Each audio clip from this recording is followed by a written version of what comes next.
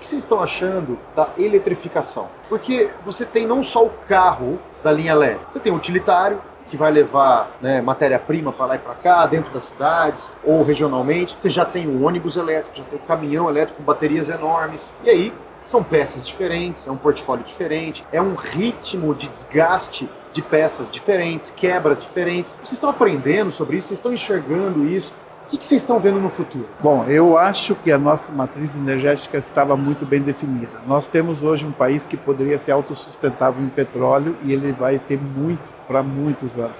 A bacia do Amazonas prova isso, que nós teríamos outra área de pré-sal lá de cima. Então o país não precisava da eletrificação, mas ela vindo, a gente acha, lá no setor de reparação, é que o mais benéfico ainda é o híbrido. Porque você tem a combustão para fazer os longos trechos, né? Fazer os tiros compridos, para não ficar carregando o veículo, por mais que a BYD gere hoje um carregamento rápido, mas você precisa ter essa estrutura nas estradas federais, estaduais, e lá no sítio também tem que ter um lugar para carregar seu carro, e aí eu vou estar com um veículo só elétrico, eu vou ter problema. Mas nós estamos ligados nisso também, a gente começa a olhar para o futuro e saber que o elétrico vem, não tem volta, as indústrias todas apostaram nisso, sabemos que elas vão continuar, mas eu fico olhando o setor mundo. A mim me parece que a China teve assim a maior melhoria de projeção futura. Um país que tem 2 golfos, que tem uma dificuldade da passagem do óleo cru do mundo para ir lá, ou mesmo do combustível fóssil,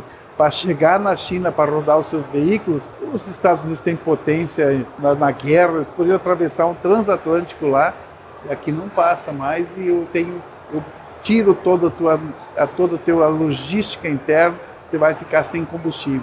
Não aconteceria com o Brasil. Então, eu olho assim, a nossa matriz energética não precisava mudar nesse momento. Mas em mudando, nós temos que acompanhar perfeitamente. Isso não tem volta, vai acontecer. Eu vi aqui em São Paulo o governador falando de a isenção para os híbridos, porque eles estão instalados suas plantas aqui dentro do estado de São Paulo, então ele deixou fora o BYD e disse claramente, produziu lá fora, para que eu vou beneficiar tributariamente alguém. Hoje é só Toyota. Só Toyota em São Paulo. Só Toyota em São Paulo. Que é a única que fabrica híbridos. Talvez quando ele falou assim do híbrido, ele quis dizer que está produzindo dentro da planta Brasil, talvez. Mas enfim, ele está fazendo com que o que vem de fora não seja tão beneficiado também com a mesma isenção tributária. Isso facilita então para que os próximos grandes movimentos da indústria fiquem na linha do híbrido. É só a diferença que, lembrando que você está comprando um veículo com 2 motores, né? Você paga por 2 motores. Então nós temos essa dificuldade. E o descarte da bateria ainda, que o lítio me preocupa muito, não é fácil também descartar. Eu joguei fora a bateria, eu não cumpri ambientalmente o meu papel correto. Eu preciso reciclar muito bem esse produto, tem que ter todo ele renovável. E esse é um dos desafios também para essa nova série que vai ser acertada. Mas nós tínhamos um tempo ainda de vida útil com o combustível fóssil, então a nossa matriz energética era boa, né? Se eu ver alguém que vai queimar lá carvão para gerar energia elétrica para carregar um veículo, eu acho que nós entramos na contramão da história. Até porque nós temos o etanol aqui também, né? O etanol, ele, claro, tem a planta, tem a questão do solo, eventualmente a queimada da cana-de-açúcar, que já não é mais uma regra, né? Mas o etanol é um combustível limpo, né? É uma queima limpa. E a vastidão de terra do Brasil é muito grande para a produção. Para o Brasil, para a linha de automóveis, na minha visão, seria muito melhor que continuasse na linha do álcool.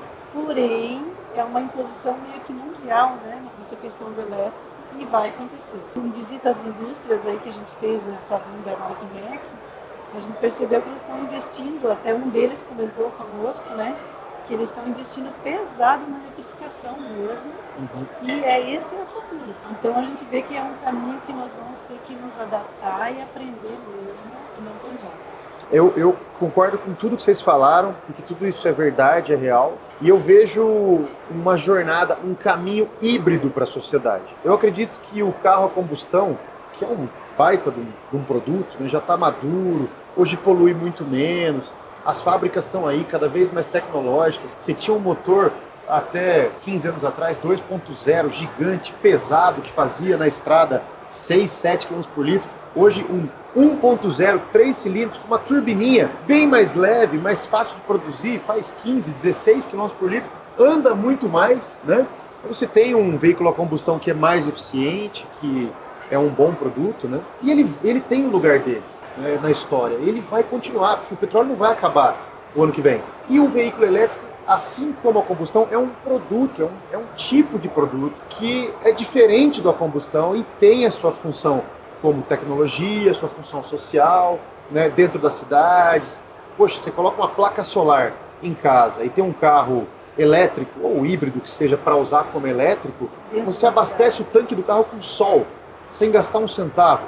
Poxa, isso é sensacional, né? Claro que a gente não vai entrar aqui na equação com desvalorização, mas o que ganha nisso perde na desvalorização, porque a gente nem consegue fazer essa conta ainda, né? Até porque é cedo falar isso. É cedo para falar disso. Né? Sempre tinha o veículo sempre foi um valor de revenda onde a pessoa comprava aquele que mantinha mais para esse mercado, né? Aí você olha hoje os elétricos e você começa a pensar que não é assim mais, né? Você compra o veículo para satisfazer a sua necessidade de locomoção e essa vai ter que ser suprida. Né? Então é um momento diferente, a gente vai ter que observar e aprender muito com isso. E vem mais um fator aí, o veículo elétrico, por ter um desgaste menor de coisas mecânicas, hidráulicas, etc, né? Você vai ter uma durabilidade maior e existe uma expectativa, uma tendência que as pessoas passem mais tempo com o seu próprio veículo, que o valor de manutenção pode ser menor, né? Então, tudo isso veremos nos próximos capítulos, né, o resultado de tudo isso que a gente ainda não sabe, mas é muito legal a visão que vocês têm.